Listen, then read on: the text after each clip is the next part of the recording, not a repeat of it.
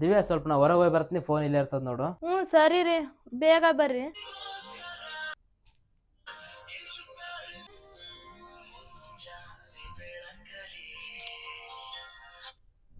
Hello, ಹ್ಞೂ ಹೌದಾ, ಹ್ಞೂ ಸರಿ ಬರ್ರಿ ಬರ್ರಿ.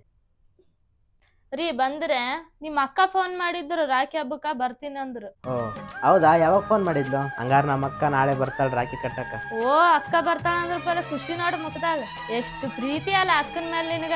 ಆಕಿ ಬರಾಕತ್ತಾಳಂತ ಖುಷಿ ಪಡೋದ್ ಅಷ್ಟೇ ಅಲ್ಲ ರೀ, ಆಕಿಗೆ ಒಂದ್ ಒಳ್ಳೆ ಸೀರೆ ತಗೊಂಬರ್ಬೇಕು. ಅದ್ ಎಷ್ಟೇ ರೊಕ್ಕ ಆದ್ರೂ ಪರವಾಗಿಲ್ಲ, ಆಕಿಗೆ ಒಂದ್ ಸೀರೆ ಸ್ವೀಟ್ ಅದು ತಗೊಂಬರಮ್ರಿ. ಅದ್ರ ಬೇರೆ ನಿನಗ್ ರಾಖಿ ಕಟ್ಟಕ್ ಅಷ್ಟು ದೂರದಿಂದ ಬೇರೆ ಬರಾಕತ್ತಾಳ. ಅಲ್ಲ ದಿವ್ಯಾ, ಅಕ್ಕ ತಂಗಿಯರು ಯಾರಾದ್ರೂ ಮನೆಗೆ ಬರ್ತಾರ ಅಂದ್ರೆ ಸಿಟ್ಟು ಮಾಡ್ತಾರ.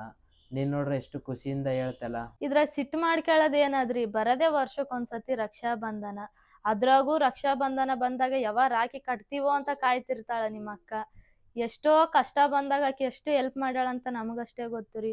ಆಕಿ ಖುಷಿ ಬಂದಾಗ ನಾವು ಖುಷಿಯಿಂದ ಕಳ್ಸಿಕೊಡೋದು ನಮ್ ಜವಾಬ್ದಾರಿ ಅಲ್ಲನ್ರಿ.